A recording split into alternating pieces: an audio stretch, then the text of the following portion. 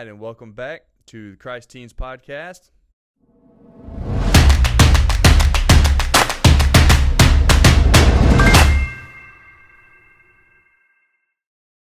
So last episode, we talked about Jesus' first temptation after he had fasted in the wilderness for 40 days and 40 nights, and that temptation to prove himself relevant through his accomplishments, I guess would be a way to put it. So from turning the stones into bread, that being a thing that I can do to prove who I am. The way that relates to our life, trying to prove our worth through our service to God, or trying to prove that we're a good child by pleasing our parents, or trying to prove yourself through what you can do or what you have done. Proving ourselves useful and resourceful, right, and a good candidate. Which none of those things are bad. No. It's not bad to accomplish things, right? It's not bad to try hard at things and to do well. But that doesn't define who you are. Yeah, exactly. Because if that defines who you are, then your failures also define who you are. And that's just a mental trap. Yeah, exactly. And it's kind of this idea, the big theme was Jesus reminding us that we don't live by our accomplishments, and therefore we don't live by our failures either. We don't live by the things we do. We live by being in relationship with God. And it seems very simple, but it's something we don't really think about or practice.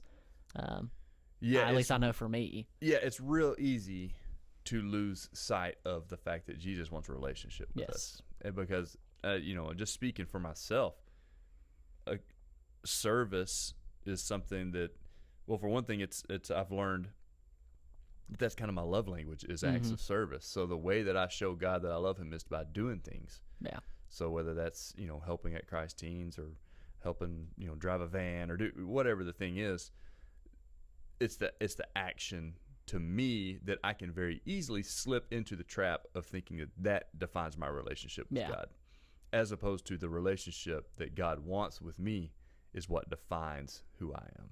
Yeah, exactly. And it's like, you bring up driving the van. I can now drive the church van. No, you've gotten so old. I've gotten so old.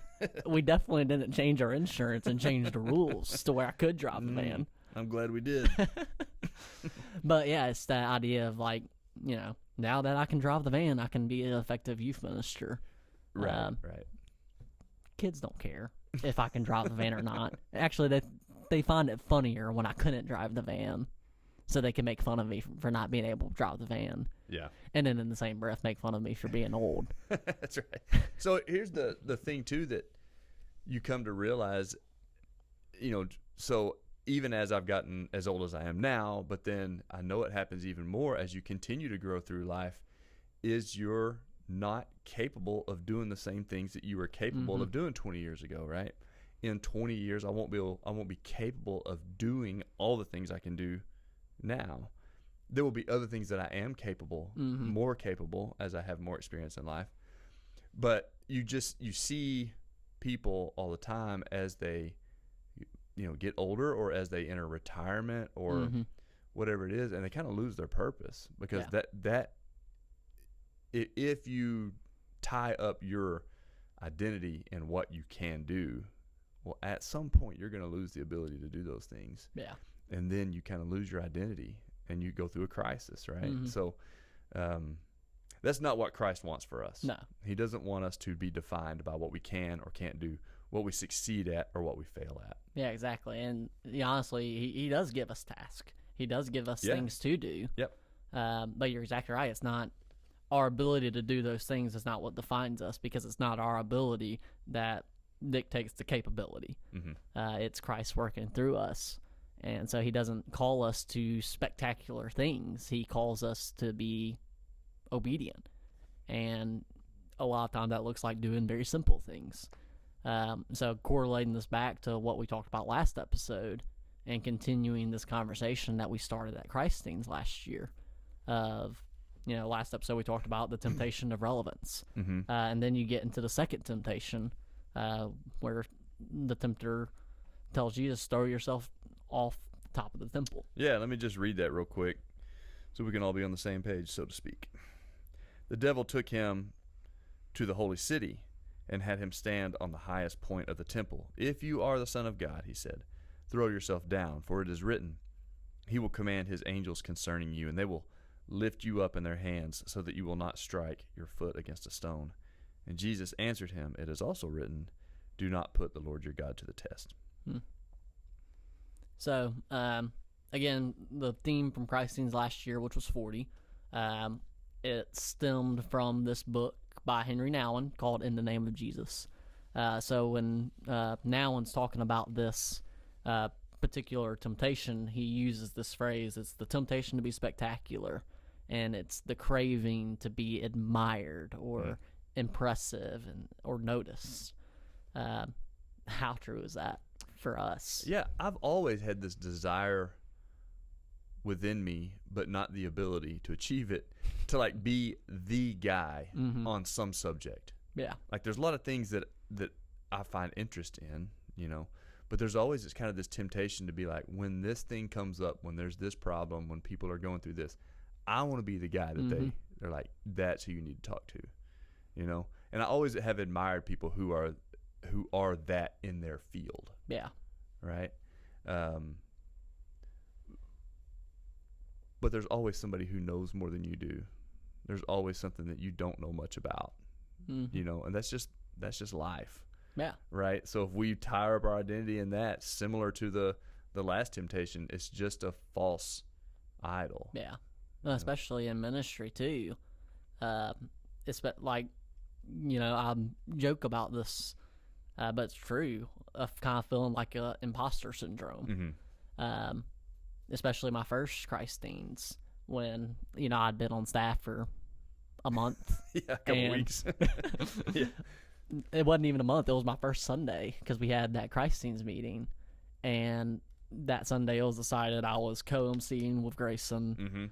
Me and Grayson were doing a breakout class, and it was like, okay, I guess we're doing this.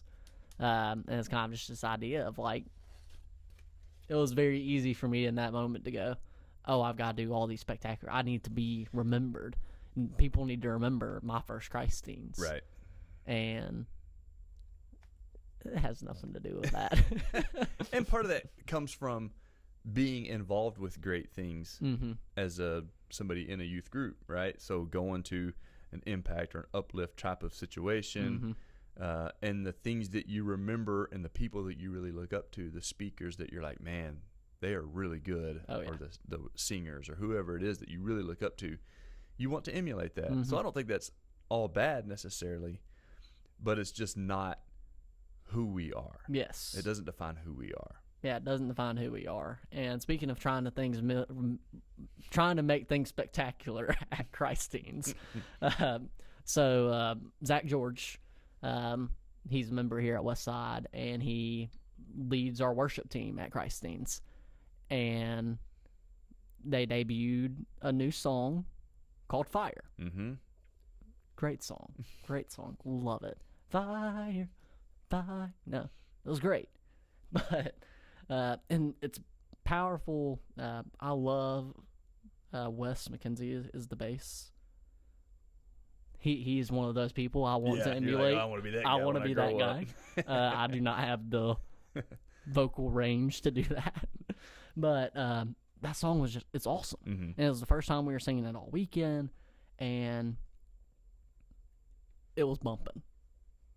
And I was distracted, and then our production manager Keith comes backstage and kind of just walk us through that conversation. Well, I actually wasn't there for that conversation. I didn't hear it, so you'll have to walk me through it. Oh, okay. Yeah. I guess he was talking to Mike. He might have been. That's right. At Christ Teens, we have the fog machines, right, and the smoke machines, and we're singing the song Fire, and music's bumping, kids are really into it, and Keith comes running backstage, and is like, okay, here's the deal, don't freak out. There's too much smoke in the theater. the fire alarm may go off. And kind of like, we kind of need to cool the smoke machines down a little bit. And just, it was kind of just walking through like, hey, if this happens, somebody needs to go out there and say, here's what we're going to do. Here's what we're going to do. That was just really funny. And Stahl, he's our lights guy. Daniel Stahl, yep. Daniel Stahl. He tells us later, he's like, because he works at the theater. Mm-hmm. And he was like, I know I'm not supposed to hope for this, but how funny would it be if we had the fire alarm go off in the middle of fire? That would have been pretty legit. It would have been great. It would have been a spectacle for sure. Asking God to show up in fire, and then we all have to leave the building because he did. I don't know. It would have been memorable. It would have been memorable. I think it would have been spectacular. And it's sometimes in our spectacular moments, like that song, it was spectacular. Mm-hmm. It was fire. Okay. That was the dumbest joke. Oh, man. Our students are going to make so much fun of me for that. But yeah, so the temptation is, though, like, for when you're putting on a production like that, like the temptation is to always be better than you were last year. Like, mm-hmm. Hey, let's blow it out even more than we did last year. Yeah. And it's in a way that can be okay. It can be good to try to do the best you can do, but at the same time, like, if all you're trying to do is impress so that people think we did a really good job, mm-hmm. I think it's even sometimes off base. Like, I want there to be more students at Christ Teens every year than there was the year before. Yeah. Well, at some point you can't do that. Yeah. Right? You can't grow every year forever and ever. Yeah. There's only a certain amount of seats in the auditorium. What a great problem that would be if we filled it up, if enough of the students invited their friends and we packed the place out and we had to go find somewhere else to be. That would be incredible. Yeah. But that's not the goal. Like, that's not necessarily how God values what we're doing at Christ Teens, right? It still boils down to he wants a relationship with me. Mm-hmm. He wants a relationship with you. And sometimes that doesn't look spectacular, right? Yeah. So the story of when Jesus is building Peter back up after he had denied him, and he talked about how, do you love me? It's about this loving connection. Mm-hmm. Well, if you do, the answer wasn't, well, then do something spectacular, right? It was feed my sheep. Yeah. Which is pretty mundane. Yeah. Very, very mundane. It doesn't seem like it's going to impress the masses. It's not going to put on a big show, but it's simply, hey, be present where I've called you to be present. Mm-hmm. Be obedient and do the task you might not necessarily want to do. Again, we talk about Jesse a lot, it seems like, but he's a mutual friend of ours, and mm-hmm. he did one of the keynotes at Impact this past summer, and he talked about the conversation he had with his youth minister of what exactly do you do? Like, every student asked their youth minister that question at some mm-hmm. point. Like, what is it you do all day? And, Jesse, obviously it's his story to tell. But kind of the whole thing was his youth minister looked at him and said, mostly mop floors. Mm-hmm. And it's that amazing moment of like, wow, that's very simple and it's profound. I'm not called to do the spectacular. I'm called to be present and to be obedient in the mundane task. Yeah. It is cool when God does the spectacular through you. Yeah. Like, I think when you're willing to do those mundane things for God, like, I think there's a reason Jesus tells the parable of, when you're entrusted with a little and you take care of that little, think God will entrust you with more and more mm-hmm. and more. So in the being faithful in the little things, there are times when you will see God do spectacular things. Oh, yeah. And it's in those times, the really neat thing about it is when God shows up in that way, there is no doubt mm-hmm. that it was not you doing it. Yeah. Like, in no way can you take credit for when God really shows up and does something spectacular. Mm-hmm. And I think that's one of the litmus tests for, is this God doing this or is this man doing this? Is when you look at it, the credit can go nowhere but to God. Yeah. And that's another humbling thing. It just keeps you from getting your head too big, like you've done this great thing. It's just obvious that it's God working. Mm-hmm. And it's just a wonderful thing to be a part of when he does that through you. Yeah, for sure. So we read John 21, and we're continuing this conversation. And this moment, it's quiet, and it's relational, and it's deeply, it's restorative, because this, again, Peter is still carrying this weight of him denying Jesus 3 times and messing up really badly. He's still carrying that weight. And it's in that moment, Jesus doesn't shame him, doesn't call him out. Instead, he asks, Peter, do you love me? So, because you love me, I need you to feed my sheep. I need you to take care of my flock. Because Jesus isn't looking for a spectacle. He's not looking for the spectacular. He's looking for love that leads to service. And, just whenever I was reading the In the Name of Jesus by Henry Nouwen, that was it. Again, it's one of those things that seems so simple, but I'd never heard it phrased like that. So, I don't know. Would you read that conversation again for us? Yeah, absolutely. When they had finished eating, so this is John 21:15. When they had finished eating, Jesus said to Simon Peter, Simon, son of John, do you love me more than these? Yes, Lord, he said, you know that I love you. Jesus said, feed my lambs. And Jesus said again, Simon, son of John, do you love me? He answered, yes, Lord, you know that I love you. And Jesus said, take care of my sheep.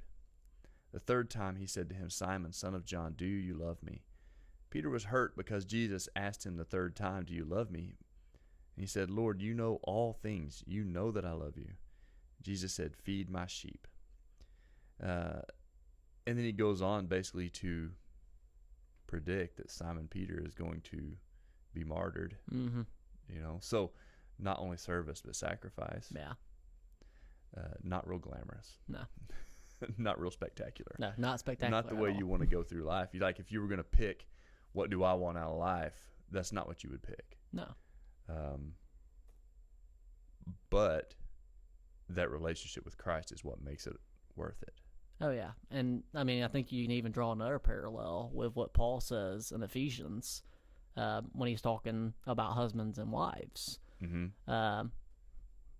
For a long time, the church kind of focuses on Ephesians 5, I think it's 21 or 23, I can't remember which, where it's wives, submit to your husbands. Of course, right before that, in verse 21, he says, husbands and wives submit to each other out of reverence for Christ. Wives, submit to your husbands. Husbands, love your wife as Christ loves the church. Mm-hmm. And obviously, our students are hopefully not getting married right now. But the principle, is still true to us. Is if we're called to love and we're called to service, how did Christ love the church? Obviously, the big answer is yes, he died for the church. Mm-hmm. But even on a more intimate level, how did he love his disciples? He washed their feet. He served them. He stooped down and served. He put them on the pedestal. And he put himself in the position of a servant and sacrificing that humble service to show his love. Because drawing it back to Jesus' temptation to on the top of the temple and to jump and impress. Satan's calling Jesus to jump and impress. This conversation with Peter and Jesus is Jesus calling Peter to love and care through service and through sacrifice. And it's this contrast, right? Yeah, it's complete opposites, right? And it's just amazing how Satan can pervert in our minds that service, even when we're doing good things, we can still seek to get credit for it. Mm-hmm. You know, it's just so backwards, but it's what we do. It's what people do. Even in our doing good in the name of Christ, we still can a lot of times turn that back to ourselves. And, you know, that's going to happen sometimes, but it's just not a fulfilling mission, right? So, I like the way you compared that, like, jump and impress. Like, that's a big temptation versus love and care and serve. You know, that is not something typically that gets recognized a lot. But maybe that's the whole point. You know, maybe that's the whole point, is that you're not going to get recognition for something that you're doing in service to somebody else. Yeah. You know, if you are doing it for that reason, then it's not going to be very effective. Yeah, you're not going to find fulfillment in that. Your end goal. Jesus talks about that with how the Pharisees pray. They make a spectacle of it. They pray where everybody can hear them. But what God desires is that intimacy. That's not recognized by the outside world. It's that intimate relationship. And I mean, of course, I'm not married, but you are, and I'm sure for you, the moments you enjoy with your wife are not the moments everybody sees, right? But it's those intimate moments of where it's you together, and and you know, kind of to draw that metaphor out, it is when so as husband and wife, or as, you know, members of a body in a church, I mean, the parallels all work when you're working in unison, and you're able to accomplish more together than you can alone. And then, you know, even as a single person or as a young person, when you're tied in with Christ and with God's Spirit, when He's working through you because you're allowing Him to do that, like, you can accomplish so much more good for the people around you than you can just trying to just through your tyranny of will be a good person and help people. Like, you can do some good things, but you're very limited. Yeah. Whereas God's Spirit is not limited. No. By any of that, you know, and you see when He's working, it's just an incredible thing. Oh yeah, and I think about too, in our youth ministry here at Westside, probably the most impactful thing that has been done for our students had nothing to do with me.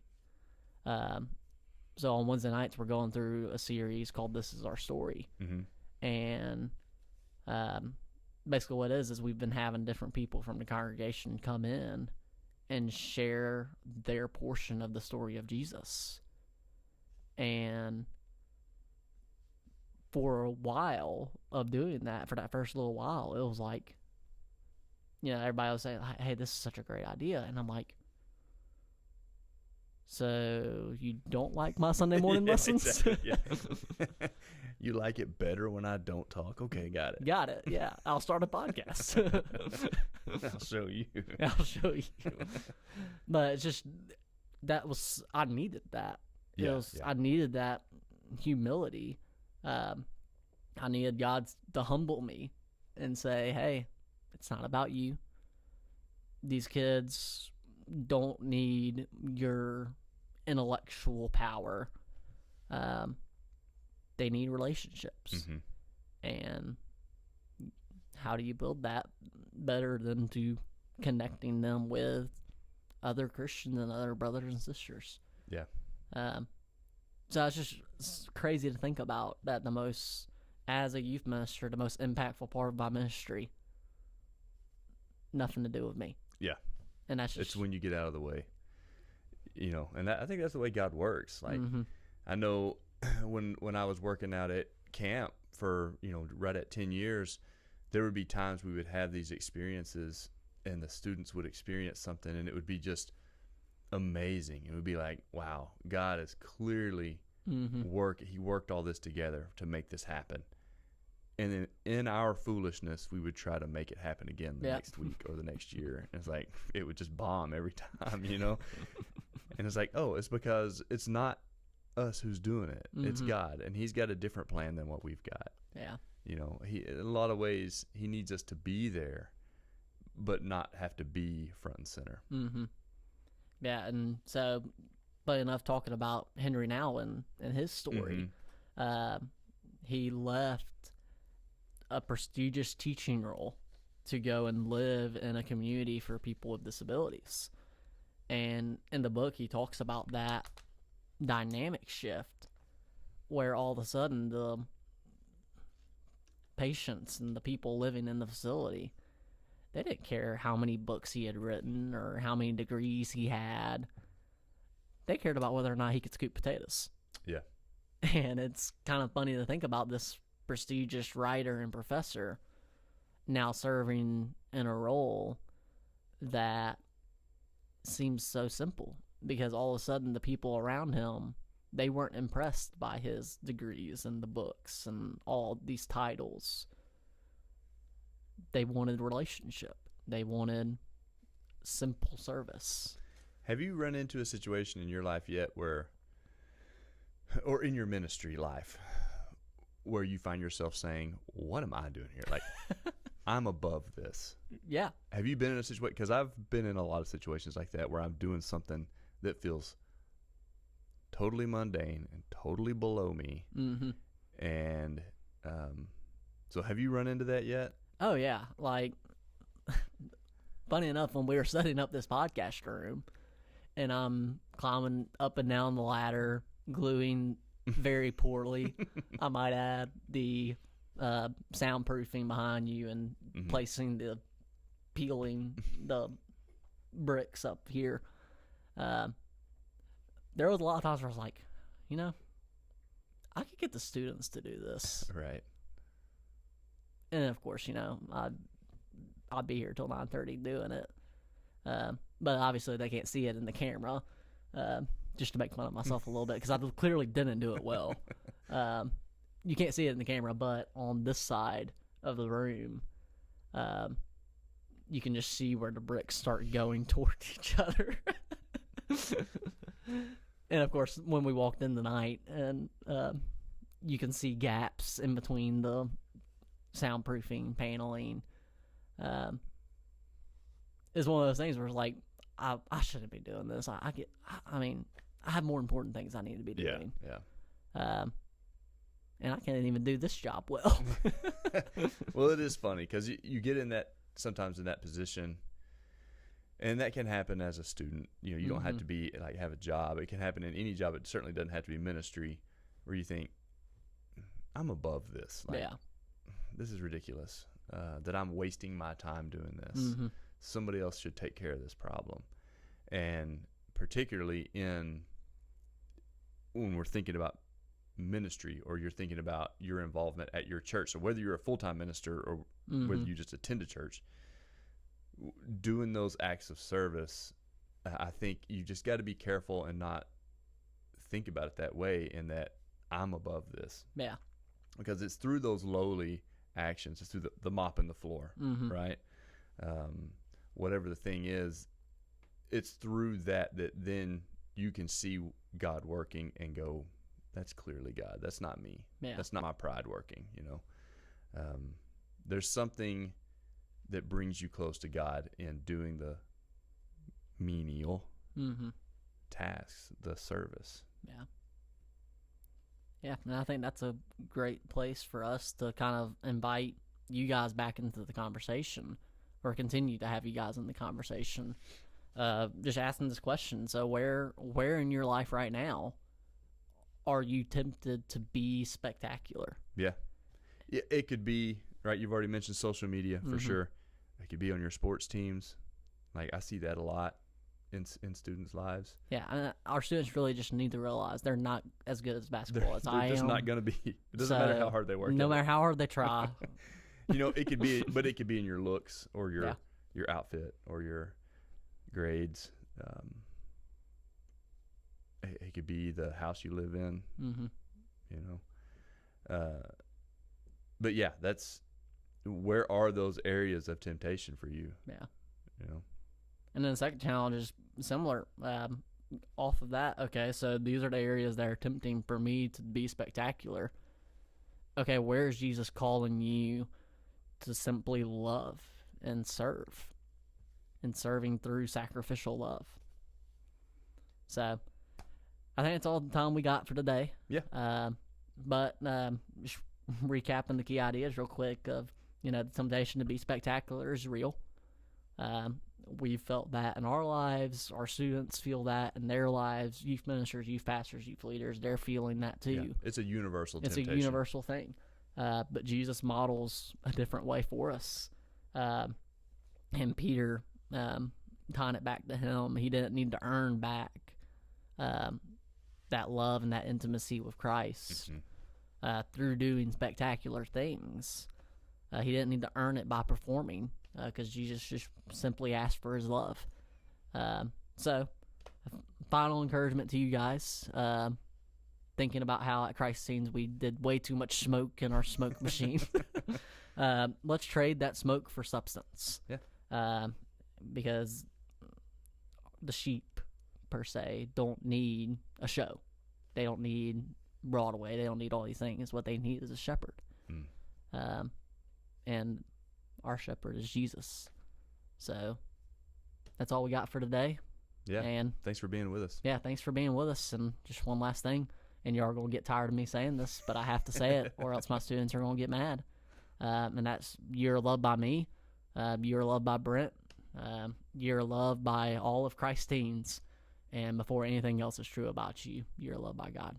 Amen. See you next time.